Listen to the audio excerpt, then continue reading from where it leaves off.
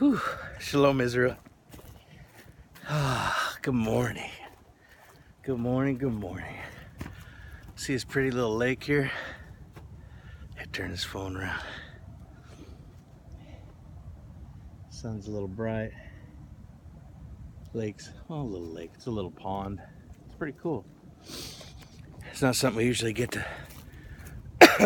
get to see. Driving truck, you know, at least at your shipper. You see it all over the country. I'm blessed to the Most High to see some of the most beautiful things He created. That's a beautiful thing. That was a wish when I was younger, that I would be able to drive around and see this beautiful creation that He made. And look at here. I'm not doing it as some hypocrite Christian, you know, deceived. I'm doing it as an Israelite, striving to get away from hypocrisy. Hallelujah. Oh, I just wanted to say this. Here's another thing with trucking. I didn't take the advice, and I am now. I kind of did, but I didn't. I'm just going to be real about it. Walking. My goodness. When you're driving a truck, you know, and you drive 500-600 miles, you know, one of the things you want to do the most is you know, get up, stretch your legs. Oh, you just want to relax and lay down, you know. Take a break from what you've been doing. It gets a bit exhausting. I mean, it sounds crazy. Oh, I'm exhausted. I've been sitting on my ass all day. No, it's pretty tiring. Ask anybody who drives a truck. It's a different kind of exhaustion. But you should get up in the morning and walk. Give yourself like a 15-minute walk in the morning. You know, a lot of us who have smartphones, timers on our phones, set your timer or your alarm. I have an iPhone, so it's got a little timer. I set it for 15 minutes, put it in my pocket, and just start trucking. When it goes off, then I start heading back to the truck, where it's usually in such a short, tight circle. Then I'm back at my truck. Excuse me. But yeah, my wife was massaging my feet when I got home, and she saw that there were, you know, on my legs when she pushed on my shin. You know, her being a nurse, she's checking me out. Father had her do that. He pushed on my shin. It's what's called pitting edema. It's when there's a little bit of swelling in your legs. You know, it can be a lot, but mine was a little too much for me. Where you push in and it leaves the indentation there for a couple seconds or more. And that's not good. That's poor circulation. And that's from sitting down so much, you know, which really crapped me out, I'll be honest with you. You know, that's the last thing I wanted to do, is create a health problem. But, you know, honestly, I was told by Brother Brett, who's very knowledgeable in nutrition, and my wife, and physiology, and what you need to do. So I wasn't as diligent as I should have been in my walking. So, as you can see right now, I'm being very diligent. And here's another thing. You know, before I started driving, you know, I was drinking a good deal of water. Used to drink a gallon or more a day. Usually, typically about a gallon. But, you know, tapered off a little bit. Still drinking water, obviously. My children doing very well. My wife very well at that. When I started driving truck, it's amazing how when you're driving, you forget to drink water. You forget to drink anything. At least I did. And I found I brought my son out with me for a while, and he was doing the same thing. It was an eye-opener for me too. And when you're driving, it's out of your mind. You know, you're concentrating on many things going on. You know, all the crazy four-wheelers around you, all the signs, low bridge warnings, your navigation, you know, navigating your turns, tight corners. You know, your mind's continually going, and you forget about drinking water.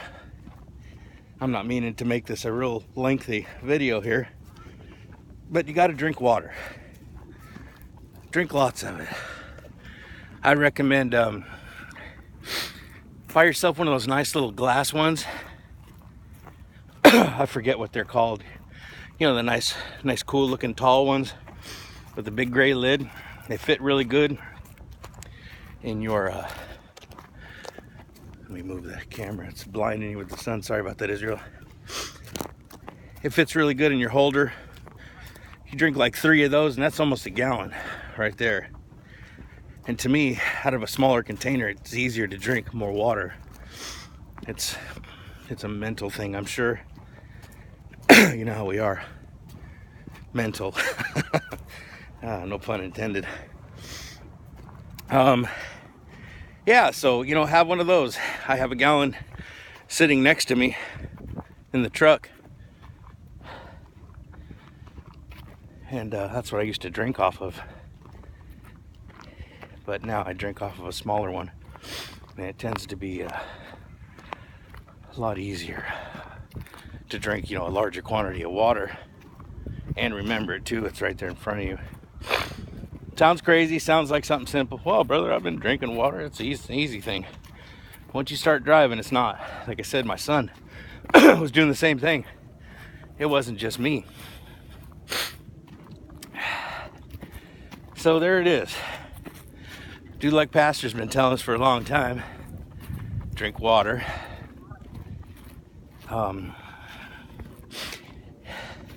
Keep coconut water in your truck. I've got coconut water in my truck.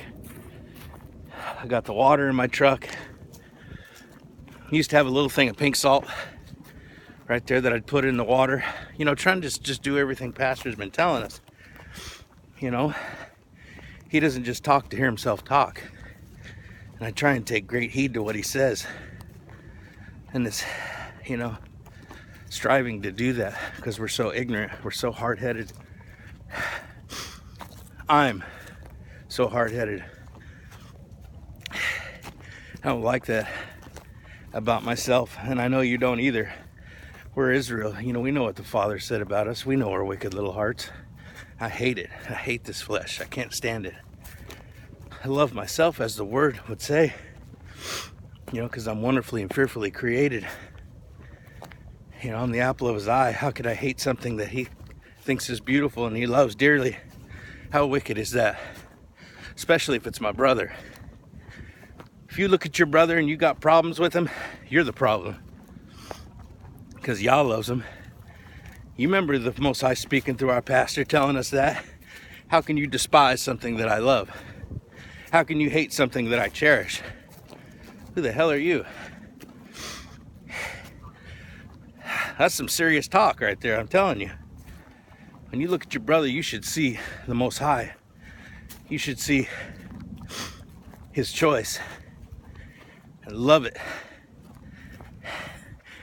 And remember, if you got a problem, just remember, You're the problem. Get yourself out of the way.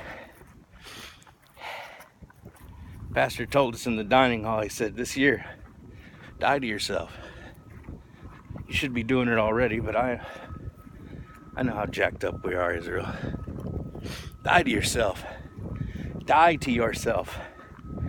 Fast until it hurts. You know? Anytime you don't want to do anything that's edifying, pray, read your word, do it. Remember that those thoughts are spirits. They aren't your thoughts. I love you, Israel. I bless you. Like I said, this is for whoever has ears to hear, especially my brethren that are decided to make the sacrifice and drive truck. You don't realize what a sacrifice it is until you're out here and you're away from your family. That right there that's the kicker. Like I was saying to a brother of mine and my wife, you know, I moved 2,500 miles from where I used to live because I knew I needed to be close to Israel. That wasn't even a second thought. I knew it. As soon as the Father revealed the truth, I knew I couldn't be anywhere else. I had to be there. I had to be with Yah's people. That's something he tries to keep you from doing, no matter what. And then here I am, always away from his people. Whew. Hell, mess with your head. But it's for a good thing. It's for a time. I don't know what Yah has planned 20 minutes from now, but I know he'll lead me and guide me.